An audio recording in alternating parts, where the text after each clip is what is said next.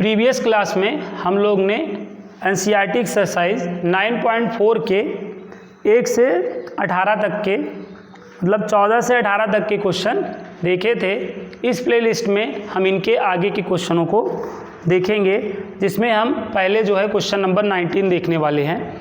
तो question number 19 बताने से पहले आपको कुछ बेसिक बात है उसको मैं बता दूं, तब जो है उसके सारे क्वेश्चन आपको सॉल्व होते जाएंगे।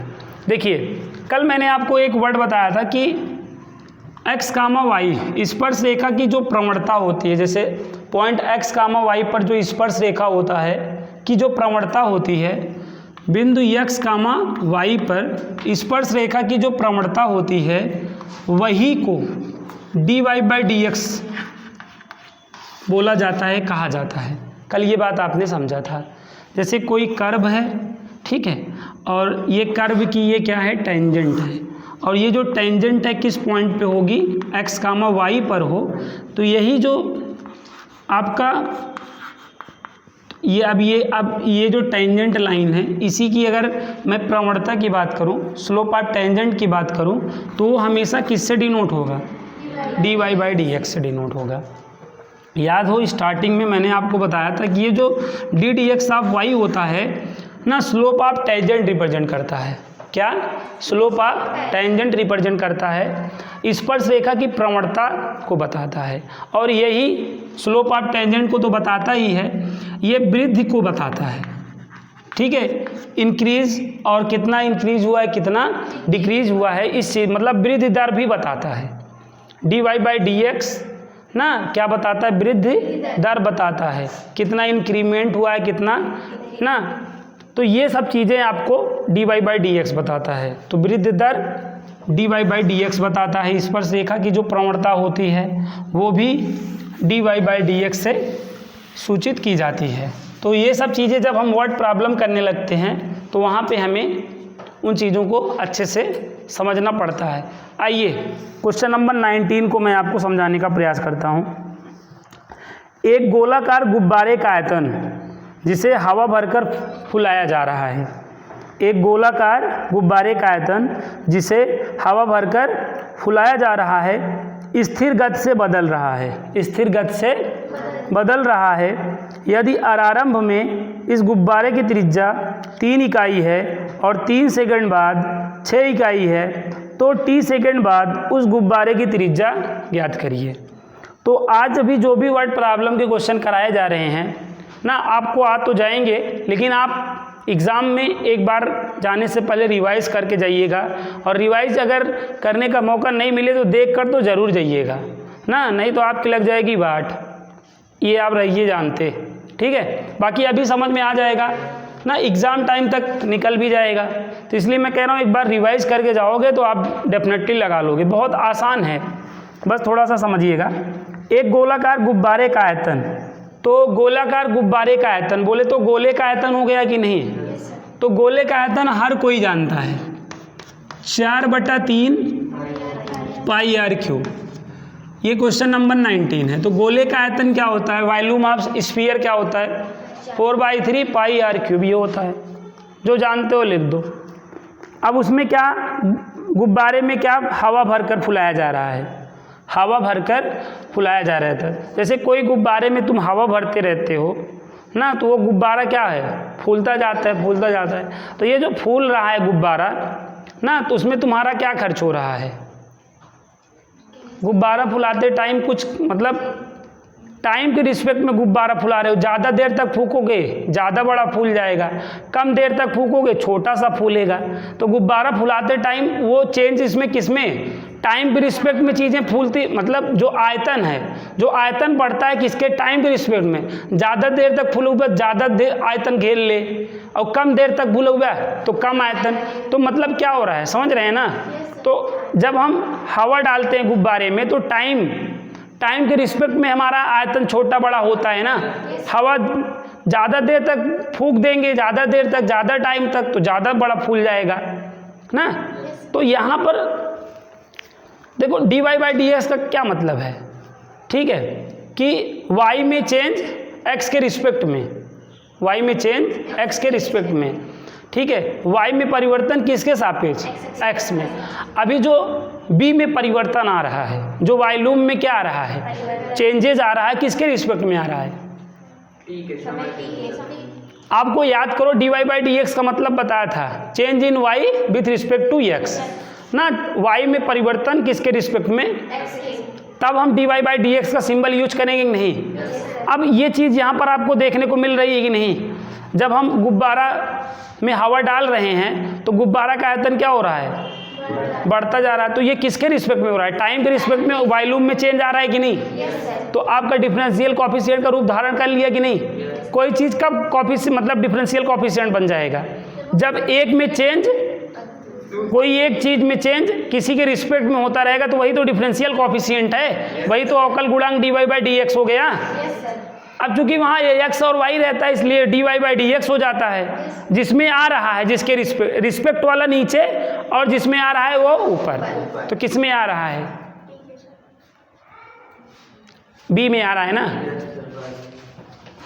तो यहाँ पे क्या आपको दिया है, db/ क्या dt, जब हवा डाल रहे हो तो। और वो देखो क्या हो रहा है बेटा, कह रहा है कि जब आप एक गोलाकार गुब्बारे का आयतन जिसे हवा भरकर आप जब फुला रहे हो ना, तो स्थिर गति से बदल रहा है। स्थिर मतलब एक फिक्स मोशन से क्या हो रहा है, वो चेंज हो रहा है। स्थिर गति के लिए हमेशा क्या भाई, स्थिर गति मतलब के आप मान लेते हो ना, जब ये स्थिर वर्ड आ जाता है तो हमेशा वो स्पीड क्या मान लेते हो, कि मतलब वॉल्यूम में टाइम के रिस्पेक्ट में चेंज आ रहा है इक्वल टू के। समझ गए, ये बात आपको दिया गया है। अब देखिए, अब यहाँ पे ध्यान से समझिएगा, d/dt, b की वैल्यू क्या दिया है, ये यहाँ रख दीजिए, 4/3 पाई r³ इक्वल टू क्या ना। अब ये इतना क्या है, कांस्टेंट है। कांस्टेंट क्या हो जाता है, बाहर हो जाता है, बाहर कर लीजिए। 4/3 पाई r³ का क्या होगा बताइए, 3r² होगा कि नहीं। लेकिन देखो बिरादरी सेम है, रिस्पेक्ट सेम है, यहाँ तो r है तो यहाँ पे dr होता तब तो 3r² ही होता, लेकिन अभी चेंज नहीं है, मतलब चेंज है, रिस्पेक्ट चेंज है ना, इस वजह से dr/dt का मल्टीप्लाई हो जाएगा कि नहीं।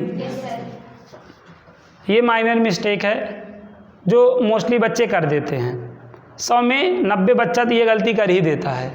आप ना करिएगा ना, अभी तो आप कह ही रहे हैं, हामी वो भी भरे रहते हैं, लेकिन दैट टाइम गलत कर देते हैं। तो ये सेम होना चाहिए ना, ऊपर नीचे सेम होता देन कोई दिक्कत नहीं थी। जब सेम नहीं रहेगा तो ही लफड़ा है, गुणा करना पड़ता है, मल्टीप्लाई करना पड़ता है। बताइए, याद रहेगा, याद रखिएगा। 5 नंबर की प्राप्ति अगर करना है तो यही सब क्वेश्चन है जो बच्चे इन सब क्वेश्चनों को पढ़ लेने के बाद भी दुआ करते हैं ना आए, लेकिन आप दुआ करिए आए, बहुत आसान है। यहाँ तक आया 3 से 3। अब यहाँ पे क्या हुआ बताइए, 4πr² dr/dt इक्वल टू के। अब वही r वाला r के साथ रहने दो, बाकी सबको एक साथ कर लो।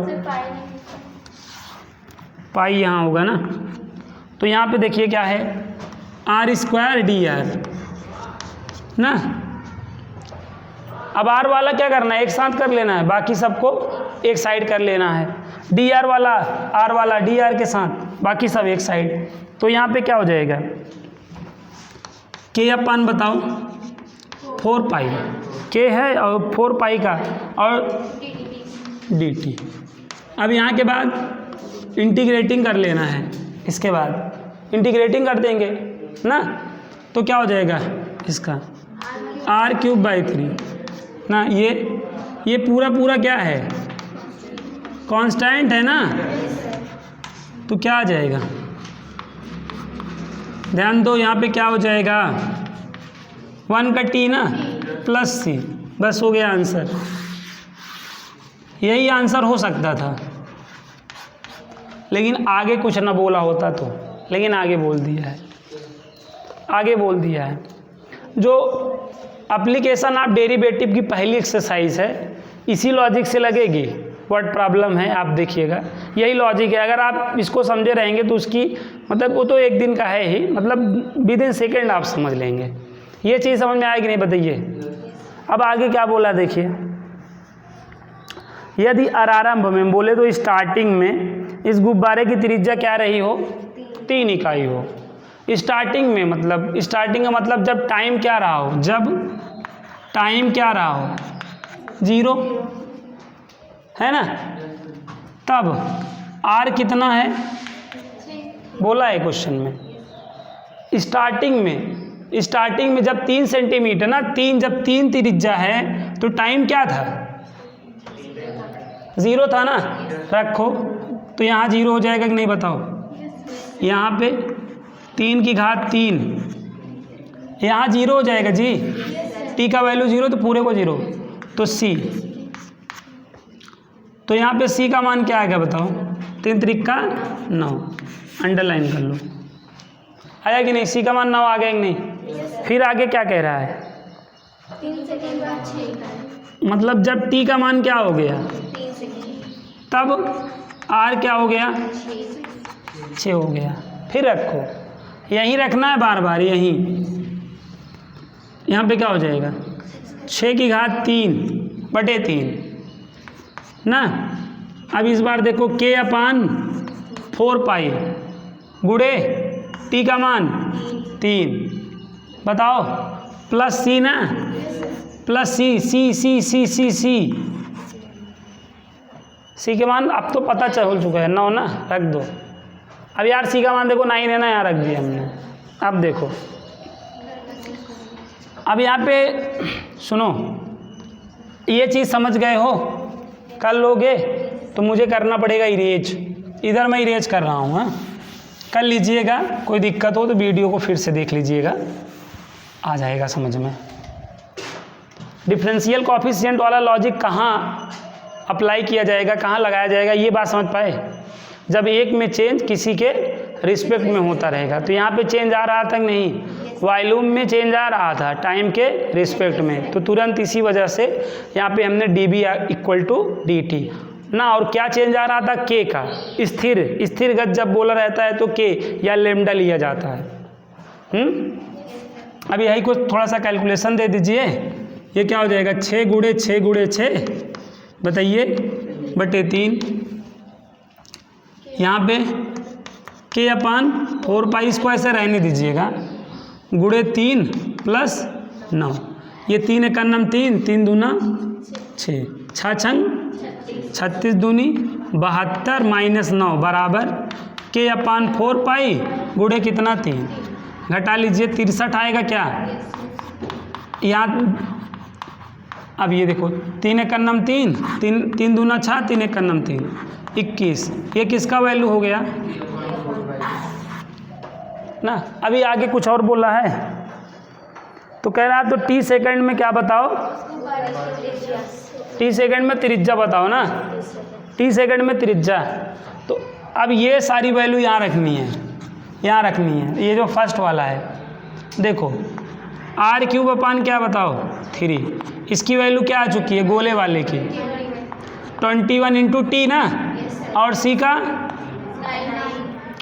अपने को क्या चाहिए है, r पूछ रहा है।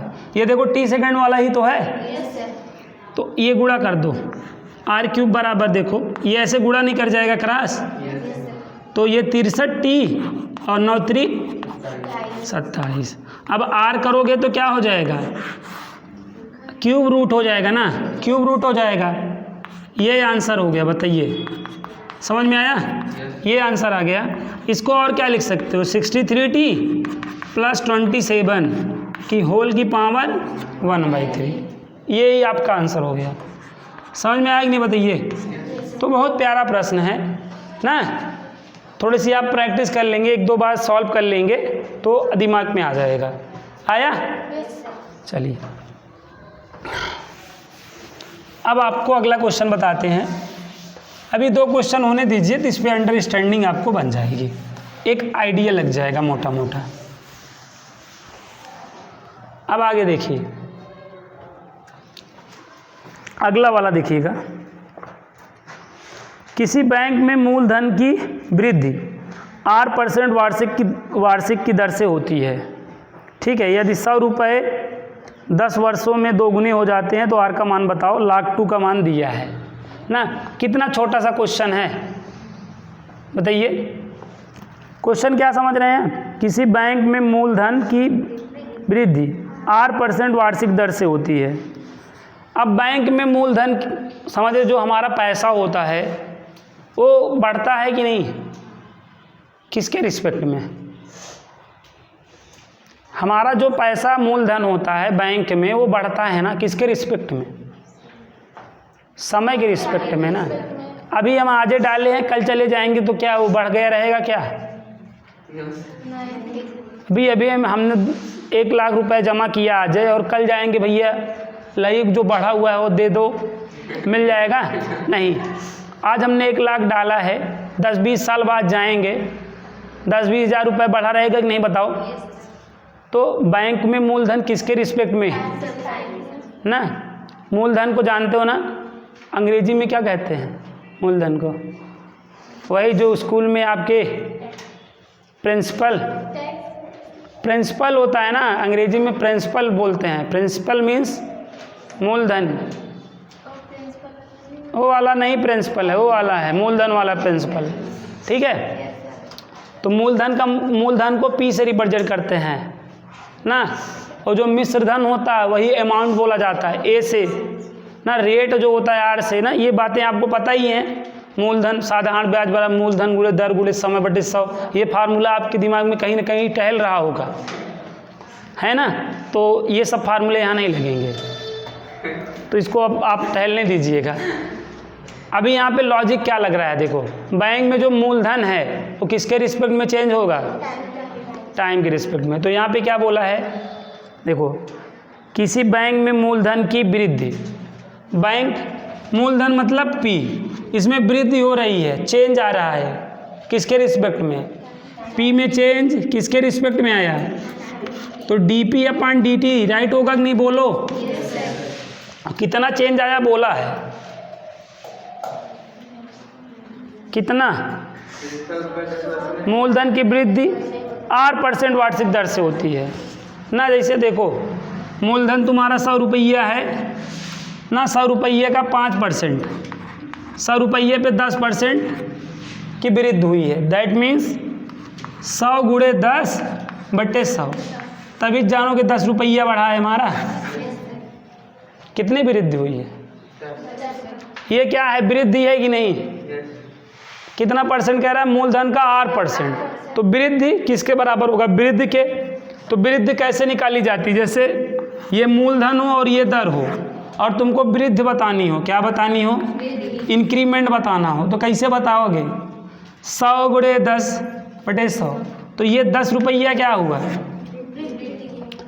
इंक्रीमेंट को लिखने का दो तरीका है। एक तरीका है कि भाई इसमें जो है पी में चेंज आ रहा है टाइम के रिस्पेक्ट में, तो ये आपने इंक्रीमेंट को राइट कर दिया। और एक तरीके से इंक्रीमेंट कैसे राइट होगा? ऐसे ना। तो यहाँ पे 100 रुपये तो है नहीं, यहाँ पे आपने मूलधन क्या माना है? पी माना है। तो पी में कितना? 8%। तो 8 बटे 100 हुआ कि नहीं? ये देखो, और ये दोनों समझ पा रहे हो ना? चलो, समझ पा रहे हो तो बहुत अच्छी बात, नहीं समझ पा रहे हो तो बताओ फिर। समझ लियो, बहुत अच्छी बात। तो ये P जो है DP है, ये 1/P हो जाएगा कि नहीं? इक्वल टू बताओ R बटा 100 DT हो जाएगा। इसके बाद ना इंटीग्रेटिंग ऑन बोथ साइड होता ही है, कर दो। अब देखो आगे, ये लाख P हो जाएगा कि नहीं बताओ?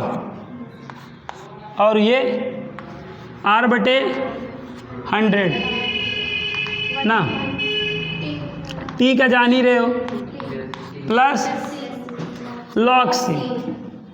log C कब होगा जान लो। देखो बात को समझो, बात छिड़ी है तो बहुत दूर तक जाएगी, ये जैसे है, देखो यहाँ पे वाई डी वाई है ना, अगर LHS साइड, देखो ये डी वाई है कि नहीं, ऊपर वाला ही तो डी वाई होता है। अगर LHS साइड का इंटीग्रेशन लॉग में आए तो कांस्टेंट में हमेशा log c ऐड करना, याद रखिएगा। डी वाई वाला हमेशा लेफ्ट साइड होता है कि नहीं, डी वाई वाला हमेशा लेफ्ट साइड रखना होता है। तो अगर लेफ्ट साइड वाला बोले तो डी वाई का जो रोल निभाता रहेगा वो, ठीक है, उसका अगर इंटीग्रेशन क्या आएगा, लॉग में आएगा, तो कांस्टेंट में हमेशा log c ऐड करने का। बोलो, यहाँ पे देखो डी वाई का रोल ऊपर वाला ही तो निभा रहा था, आया ना, इसलिए log c ऐड कर दिया। ये बात आप याद रखिएगा, नहीं तो आप से हो जाएगी मिस्टेक।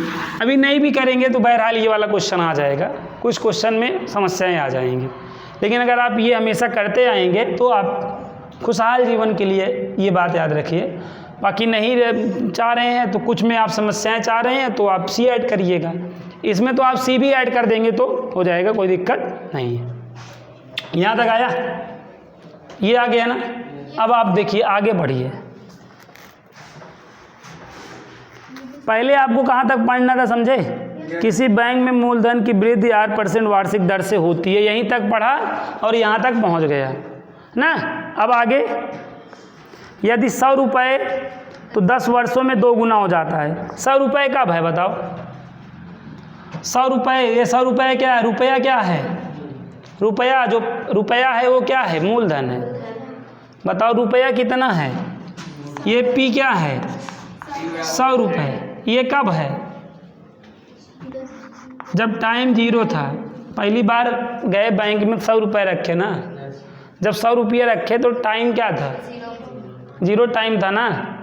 जैसे आज आप खुलाया तो टाइम आज तो 0 है ना, आज 100 रुपये रखा, जब आप बैंक में पहले दिन जो यहाँ पैसे जमा कराए थे तो टाइम कितना रहा था, 0। फिर जब बाद में जाता तब टाइम कुछ हो चुका रहता है ना। तो ये 100 रुपये कौन वाला है, जब टाइम 0 था। अब ऐसे लिख सकते हैं, जब टाइम 0 तब पी आपका ये है, रख दो यहाँ देखो, हो गया कि नहीं, यहाँ लाख 100, वहाँ बताओ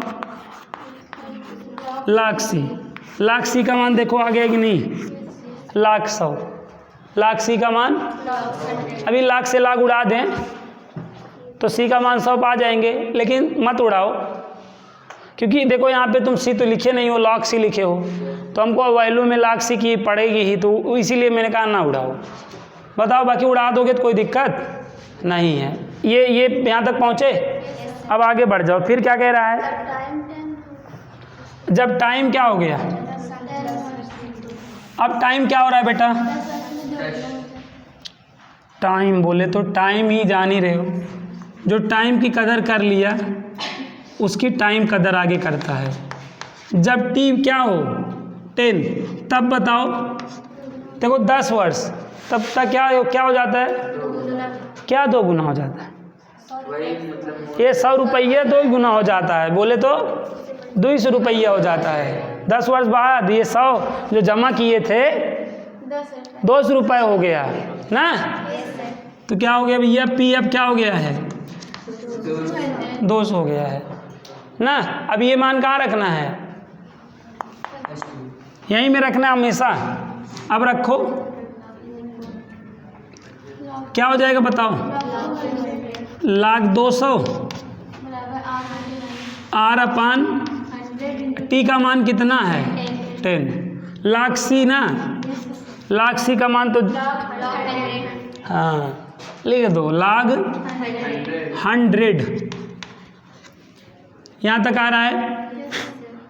अब ये इसको बगैर साथ में कर लेना, लाख 200 माइनस लाख 100, ये स्क्रीन पे हमारे आ रहा है कि नहीं कैमरे के, ये 0 से 0 आपका कैंसिल हो गया, आर अपान क्या 10, तो यहाँ पे क्या हो जाएगा लॉग,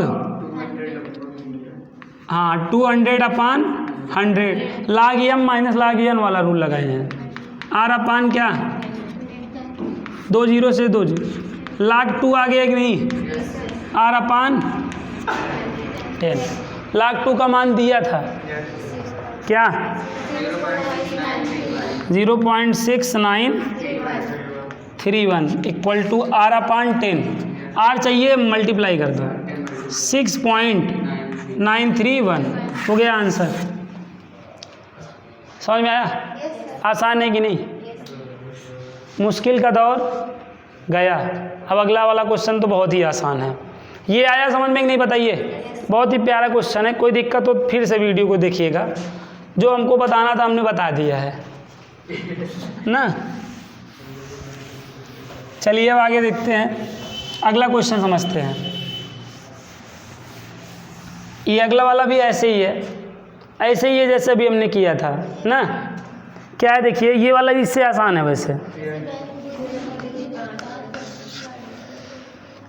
किसी बैंक में मूलधन की वृद्धि 5% वार्षिक दर से होती है। पहले यहीं तक करिए ना। मूलधन की वृद्धि हो रही है तो मूलधन में आप जान ही गए किसके रिस्पेक्ट में इंक्रीमेंट होता है, टाइम के रिस्पेक्ट में। तो मूलधन आपने क्या माना, मूलधन क्या है, P है ना। तो यहाँ पे ऐसा लिख लीजिएगा, माना मूलधन क्या है, P है। तब यहाँ पे क्या हो जाएगा बताइए, dP/dt ना। कितना परसेंट हो रहा है, 5%। किसमें, P में।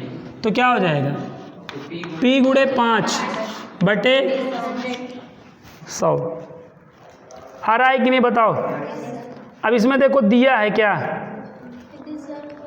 ये जो गिवन दैट है देखो यहाँ पे ब्रैकेट में दिया है। E की वैल्यू क्या है, 0.5 बराबर क्या दे रखा है, 1.548। बस जान लो जो दिया है यही आंसर आएगा, यही में से पॉइंट इधर उधर हो जाएगा बस ना। अच्छा यही तो अच्छा ही है, इसमें दिया रहेगा सब। देखो अब आपको क्या करना है जी, P वाले को एक साइड करना है। हाँ P वाला को एक साइड कर लेना है। ये 20 पंचे 100, ये 1/20 है, यहाँ dt आ जाएगा। समझे? अब देखिए थोड़ा सा एक स्टेप बढ़ा दे रहे हैं जानबूझ के। अब इसका भाग दे दीजिए, 1/20 का भाग दीजिए, 1 में 20 से भाग दीजिए। भाग देना तो आता ही है, तो कुछ लोग तो विश्वास ही कर लेंगे, ये आएगा भाग देने पे, यही आएगा। ऐसा बना लीजिए क्योंकि ऐसा यहाँ पे दिख रहा है ना, दिख रहा है इसलिए ऐसा बनाया, तभी ये ख्याल आया, नहीं तो आता नहीं। ये ख्याल देखो, इसको देख के आया कि नहीं? आपको भी आना ज़रूरी है। हमको एक बार नहीं भी आएगा ठीक है, लेकिन आपको नहीं आया तो फिर गड़बड़ा जाएगा ना। आपको बहुत ज़रूरी है। तो ये क्या हो जाएगा बताइए, और ये साहब बाहर और बाकी T प्लस, बस बस बस। यहाँ देखो दन्य से पहुँच गए कि नहीं? अभी छोटी सी लाइन पढ़ी थी, किसी बैंक में मूलधन में वृद्धि 5% वार्षिक दर से होती है। देखो यहाँ से यहाँ तक इसका मतलब हो गया। अब आगे जो कहा है देखो क्या बोला है, इस बैंक में कितना जमा किए हो, 1000। 1000 जमा किए हो मतलब 1000 से खाता खोले हो। खाता कितने खोले हो? जब खाता खोलते हो तो टाइम कितना रहता है? उस टाइम तो 0 ही रहता है ना। जब समय 0 हो था और आपने कितना जमा कर दिया जज्बात में, 1000। पहले वो मोदी जी वाला नहीं आया था, 0 पे वाला नहीं स्कीम था ना, तब ये क्वेश्चन था। आइए अब बताओ क्या हो जाएगा। लाख यहाँ पे पूरा 1000 हो जाएगा, बाकी ये तो 0 ही हो जाएगा। लाख सी आ गया कि नहीं बताओ? दन्य से देखो लाख सी का मान आ गया कि नहीं? चाहो तो यहाँ रख सकते हो ना। अब अगला क्या फिर, हाँ ये बढ़िया है ना। ज्ञात कीजिए जब 10 वर्ष बाद यह राशि कितनी हो जाएगी। 10 वर्ष बाद जो राशि हो जाती है वही मिश्रधन कहलाती है, याद करो ना। आज जैसे हमने 100 रुपये जमा किया, 1 साल बाद 110 रुपया हो गया ना, तो 110 रुपया क्या है, मिश्रधन। मिश्रधन हुआ ना, वही हमारा धन कितना हो जाएगा। तो अभी इस बार हमको क्या दिया है, जब क्या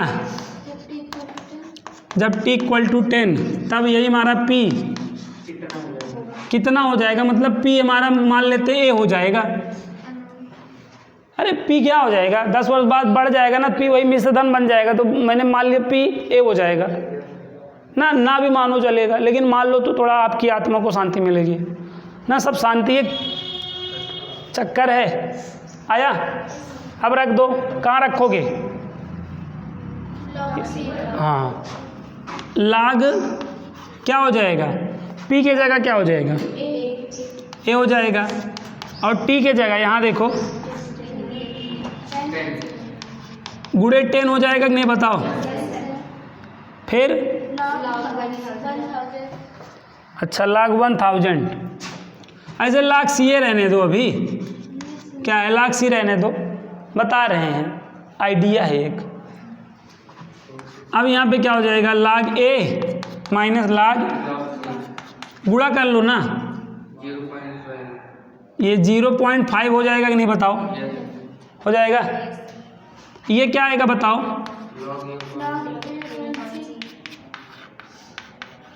यहीं आप गलती करेंगे, यहाँ तक तो आप मान लीजिए गिरते पड़ते पहुँच जाएंगे ना, यहाँ के बाद आप सोचेंगे अब क्या करें, नहीं कसम से बता रहे हैं, आप सोचेंगे और यहाँ के बाद बहुत सारे बच्चे लगा ही नहीं पाएंगे।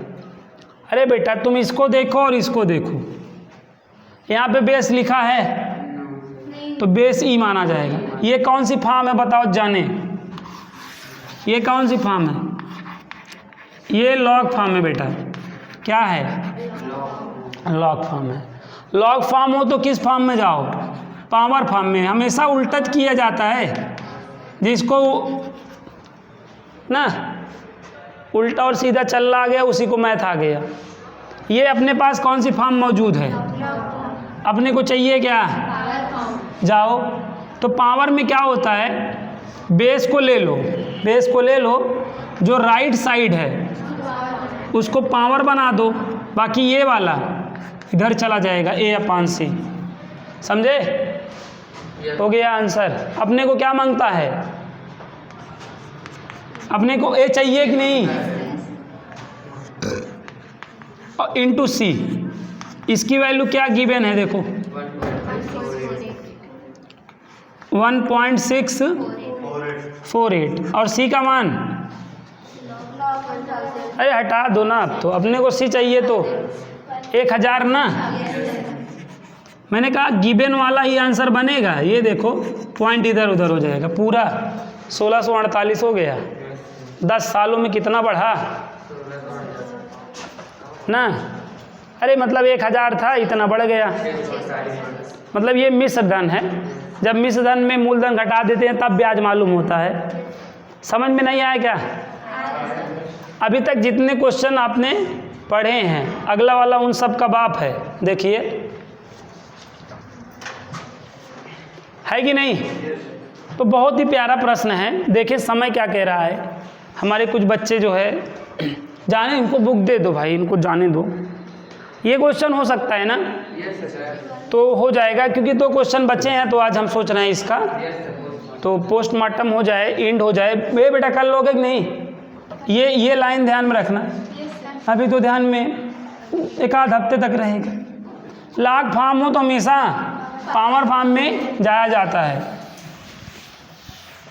इसीलिए तो मैं क्या कह रहा हूँ, इन क्वेश्चनों को अगर एक बार आप सॉल्व करके गए रहेंगे तो बहुत अच्छा रहेगा, और अगर आप सॉल्व नहीं करें देख के तो ज़रूर जाइएगा ना, नहीं तो यहाँ तक आ गया। अब आते हैं लास्ट वाला, मतलब 22 वाला, यही समझ लो, उसके बाद तो 1 मिनट का है। देखो यहाँ पे क्या है, किसी जीवाणु समूह में जीवाणुओं की संख्या कितनी है, 1 लाख है। हाँ, किसी जीवाणु समूह में जीवाणुओं की संख्या क्या है, 1 लाख है, और 2 घंटों में इनकी संख्या में 10% की वृद्धि होती है। बहुत अच्छा, तो कितने घंटों में जीवाणुओं की संख्या 2 लाख हो जाएगी, बहुत सो फार सो गुड। यदि जीवाणुओं की वृद्धि की दर, यदि जीवाणुओं के वृत्त की दर उनकी उपस्थित संख्या के समानुपाती हो। दर और वाला मामला कहाँ आया? यहाँ आया। यदि जीवाणुओं के वृत्त की दर उनके उपस्थित संख्या के समानुपाती हो, ना कि प्रोपोर्शनल हो। समझ गए? तो आपको जो यहाँ पे यदि जीवाणुओं के वृत्त की दर, अब जीवाणु देखो, जीवाणुओं की संख्या 1 लाख है, ये स्टार्टिंग है। ऐसे आपने खाता खुलाया ना, तो यहाँ पे जीवाणुओं की संख्या क्या बता रहा है? 1 लाख। फिर 10% वृद्धि हुई, फिर 2 वर्ष बाद क्या हो गया? 2 घंटों में 10% की वृद्धि हुई, फिर कितने घंटों में 2 लाख हो गई होगी, ये बता रहा है। तो यहाँ पे आप क्या करोगे? माना, जैसे वहाँ पे मूलधन मानते थे, इसमें क्या मानोगे? बताओ। हाँ, जीवाणुओं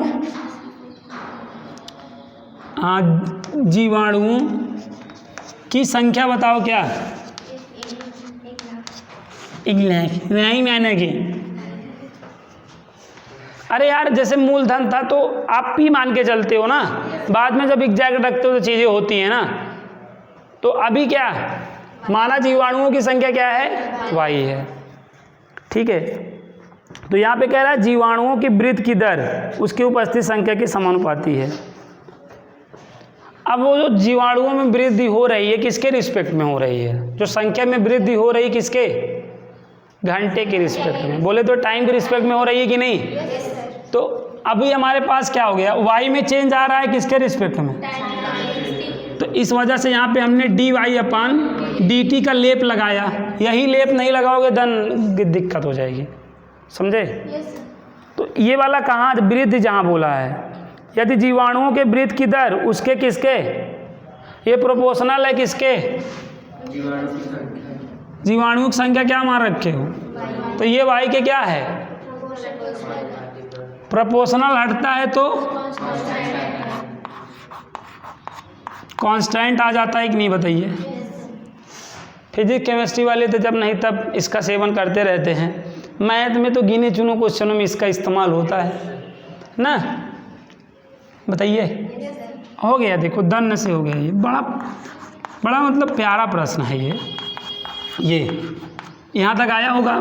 क्या हो गया बताइए? ये log y, ये KT, ये प्लस, बस यहाँ तक आया कि नहीं? अब इसके बाद अब स्टार्टिंग से पढ़िए, क्या बोला है? जीवाणुओं की संख्या 1 लाख है, 2 घंटों में इनकी संख्या में 10% की वृद्धि हुई। पहले तो 1 लाख को निपटा दो। 1 लाख कब है? जीवाणुओं की संख्या टाइम 0 होगा। हाँ, t जब 0 है तब बताओ y कितना है? 1 लाख है कि नहीं? बताओ।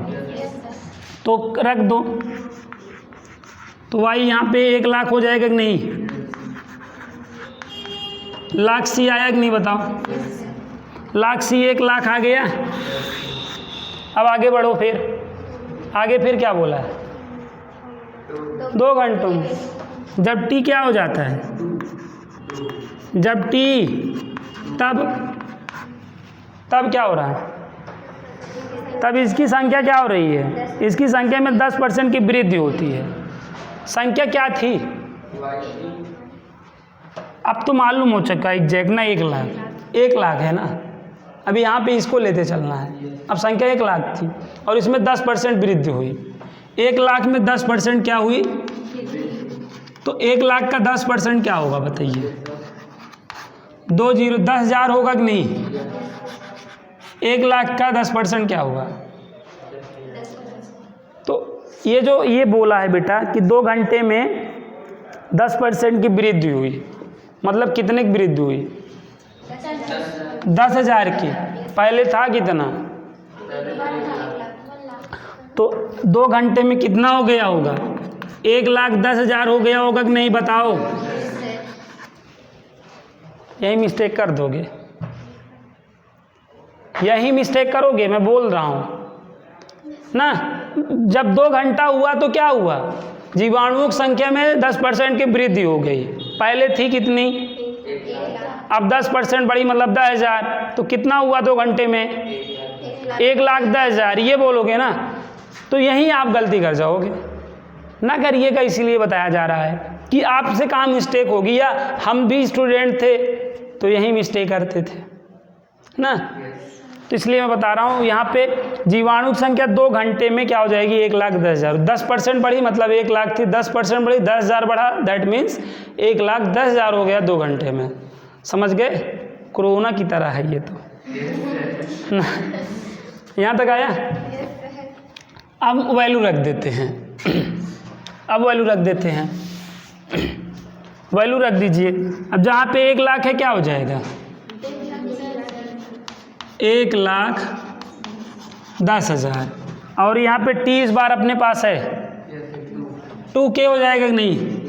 2K प्लस लाख सी का मान तो 1,00,000 है, ये है, रख दो ना जी ना। अब इनको अगर बगल कर लें ना तो मज़ा आ जाए। क्या हो जाएगा? 1,10,000 माइनस लाख बराबर 2K। यहाँ पे क्या हो जाएगा? 1,00,000 बटे 1,00,000 बराबर 2K। कितना जीरो उड़ेगा? 4 ना, 4 यहाँ 4 यहाँ, गया कि नहीं बताओ? 1,10,000 बटे 11 बटे क्या बराबर, ठीक है। यहाँ से K की वैल्यू निकाल लो तो 1/2 लाख 11 बटे 10 की नहीं, K का मान निकालेंगे तो यहाँ देखो अपना K है ना, इस वजह से। आगे क्या कह रहा है? कितने घंटों में जीवाणुओं की संख्या क्या हो जाएगी? 2 लाख। कितने घंटों में, कितने समय में? तो क्या पता है अपने को? कितने समय में बताओ? तो T मतलब मान लो n टाइम में ना। अभी T ही तो पूछ रहा है कितने समय में, तो T मान लो n। जब T n हो जाता है तब कितना हो जाता है? तब y क्या हो जाता है? बड़ा मस्त क्वेश्चन है बेटा ना। कितने समय में? मान लिया n समय में, कितना? फिर रखो,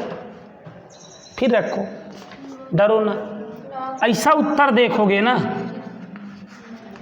जिसका आप कभी इमेजिनेशन नहीं करे होगे कि ऐसा भी उत्तर हमको देखने को मिल सकता है।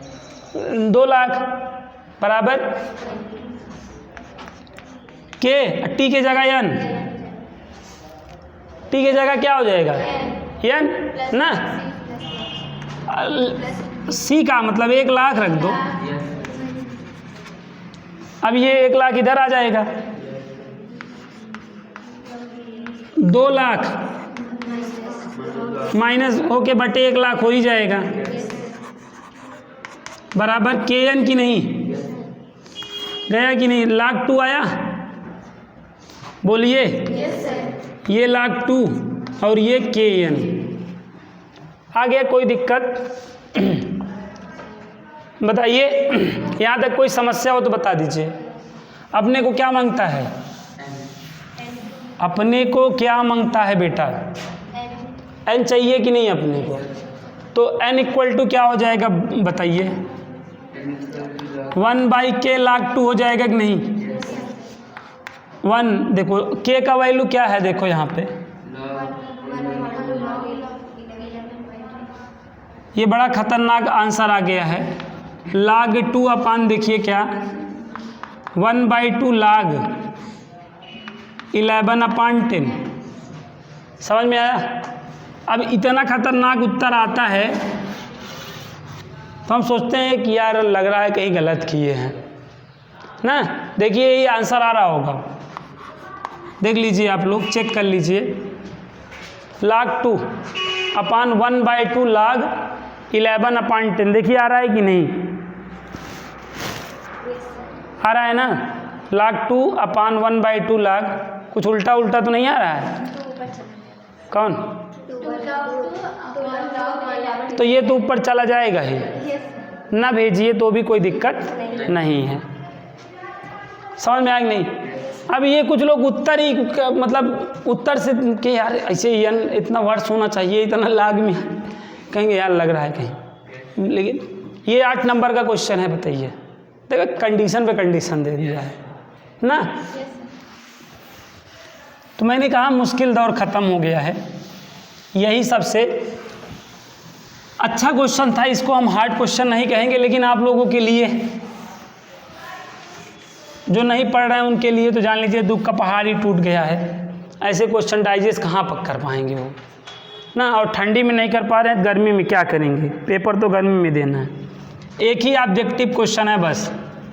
और जो अवकल समीकरण है इसका व्यापक हल, तो इसमें क्या करना है बताइए। सबसे पहला काम क्या करना है, e की पावर x इंटू e की पावर y है ना, ये 1/, e की पावर y dy, बाकी ये e की पावर x dx, ये ऊपर आ जाएगा, आ नहीं जाएगा। अब यहाँ के बाद इंटीग्रेट कर लो, बस हो गया आंसर। क्या हो जाएगा बताओ, माइनस e की पावर माइनस y e की पावर x प्लस c। अब देख लो कौन सा ऑप्शन सही है। यहाँ पे थोड़ा सा कह रहा है बनाओ, ढंग से बनाओ ना, सी। ये क्या हो जाएगा, 1/, e की पावर y हो जाएगा कि नहीं बताओ, e की पावर x प्लस सी। देखो जी,